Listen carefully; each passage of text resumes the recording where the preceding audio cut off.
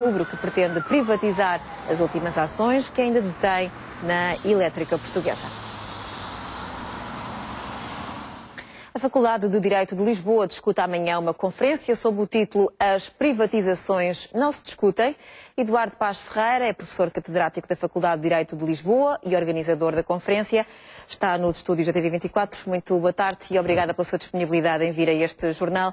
O nome desta conferência é algo curioso. É irónico este ponto de interrogação?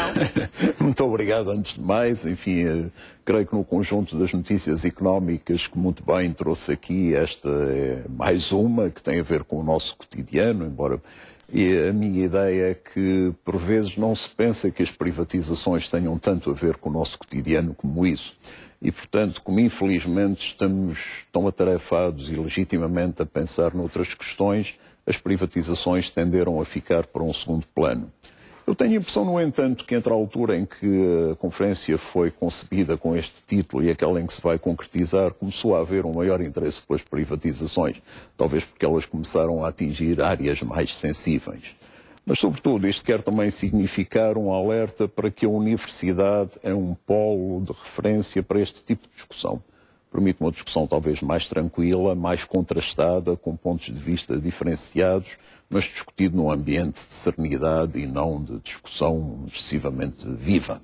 Como às vezes outras instâncias acabam por proporcionar a essas discussões. Embora sejam necessárias também essas outras discussões. Como é óbvio. Tem havido muitas privatizações nos últimos tempos e seguir-se-ão ainda mais. Há muitas críticas, também há algumas vozes a favor. Como é que vê este processo em que o Estado se desapropria do seu património em prol de uma venda? Sabe, em Portugal, durante muito tempo, vigorou um princípio da irreversibilidade das nacionalizações, que foi afirmado no texto originário da Constituição de 1976 e que só veio a ceder na revisão constitucional de 1989. Um pouco paradoxalmente, 36 anos depois, o tempo passa tão depressa que já temos dificuldade, estamos numa espécie de princípio de irreversibilidade das privatizações. Mas um princípio da irreversibilidade que não tem essa legitimação democrática que lhe era dado pela Constituição, mas que resulta, se quiser, do memorando da Troika. E as privatizações, naturalmente, têm uma carga ideológica e uma carga emocional que anda associada. Mas há também uma discussão técnica e financeira que é possível ter. E uma discussão social e económica. Não há técnicas puras, é uma matéria onde não podemos pensar que as coisas andam desligadas. E um dos aspectos mais impressionantes é fazer um programa de privatizações com uma calendarização, que ainda por cima é uma calendarização muito apertada.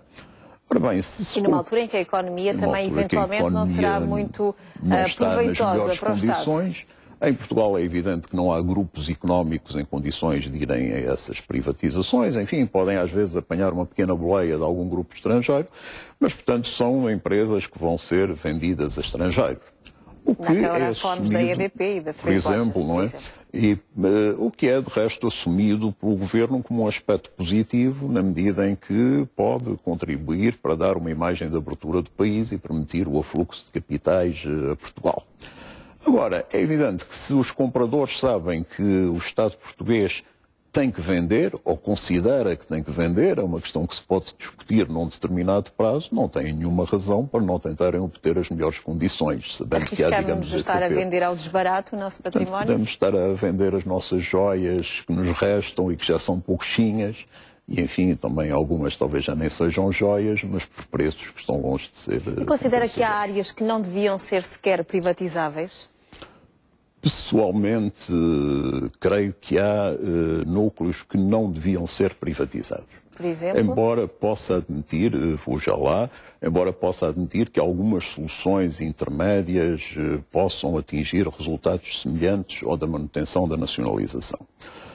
Nós, depois deste extenso programa, que começou nos finais da década de 80, já nacionalizamos quase tudo, digamos, e agora estamos a chegar a um núcleo muito estrito, que é o dos serviços, normalmente designados por serviços de interesse geral, serviços de interesse comum, que são serviços que estão muito ligados à coesão económica e social.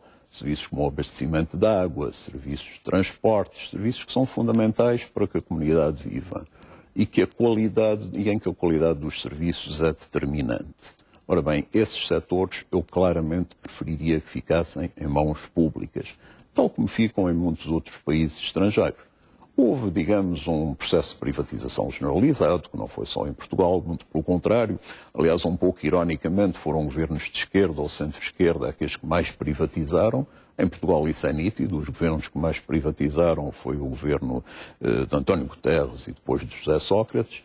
E agora, digamos, este governo, então, dentro daquilo que resta e que pretende mais ou menos acabar. O contribuinte beneficia mais quando esse tipo de serviços são levados a cabo por empresas do Estado, nacionalizadas? O contribuinte, enquanto cidadão em conjunto, enquanto beneficiário desses serviços, corre riscos de ver a qualidade dos serviços diminuídos. O exemplo, enfim, clássico dessa consequência perversa são os comboios ingleses, como sabem, que a qualidade caiu de tal forma que já se admite a renacionalização das vias ferroviárias. E é um pouco curioso, porque Portugal, de alguma forma, faz tudo fora de tempo. Quando Portugal nacionalizou, já tinha acabado a onda das nacionalizações. E agora que estamos a privatizar, começa a tremer um pouco a onda das privatizações. Até um dia destes, um ministro francês já ameaçou que nacionalizava uma empresa indiana, que era uma coisa que tinha desaparecido completamente do léxico político e económico, a hipótese de nacionalização. E, portanto, se calhar estamos a fazer isto já um pouco no limite dos tempos das privatizações.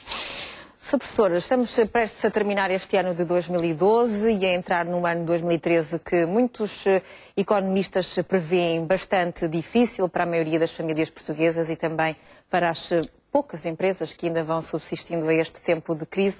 É com esperança que vê este próximo ano ou nem por isso? Vamos lá ver. Eu creio que quem disser que vê com esperança o próximo ano, seguramente ou é inconsciente ou está a mentir. Não penso que a profecia dos maias de que o mundo acabava em 2012 se vai cumprir. Aliás, o governo norte-americano até já fez um comunicado a afirmar solenemente que o mundo não acaba 21 de dezembro de 2012. Não sei como é que podem garantir isso antes de acontecer, uma vez que sabemos que o futuro a Deus pertence. Mas dentro daquilo que é a evolução previsível da economia, quer da economia portuguesa, quer da europeia no seu conjunto, quer até da economia mundial, que largamente por influência da crise europeia tende a abrandar, e, portanto, os países emergentes que tinham taxas de crescimento elevadíssimas, como sabe, começam a ter ainda taxas positivas, mas já não tão espetaculares. Portanto, este contexto todo é extremamente desfavorável. E como tendemos mais a olhar para a nossa paróquia, é evidente que, por um lado, o contexto exterior é mau para nós, por outro lado, as medidas que se anunciam são medidas trágicas. Eu diria que é muito razoável prever que o número de falências vai aumentar, que o desemprego vai crescer, que a miséria de que falava há pouco o Presidente da Caritas vai subir, digamos, para números totalmente inaceitáveis. Aliás, os atuais já são inaceitáveis, como, por exemplo, o general Ramalhianos tanto tem sublinhado nos últimos tempos. E, portanto, é um ano que vai ser seguramente muito difícil. Dito isto, não tenho esperança, mas acho que temos a obrigação de lutar. E temos a obrigação de fazer o melhor que soubemos para que o ano seja o melhor que pudermos. Professor Eduardo Paes Ferreira, muito obrigada por ter vindo à TV24. Arranca amanhã uma conferência na Faculdade de Direito de Lisboa sob o título, em forma de questão, As privatizações não se discutem? TV24, onde as notícias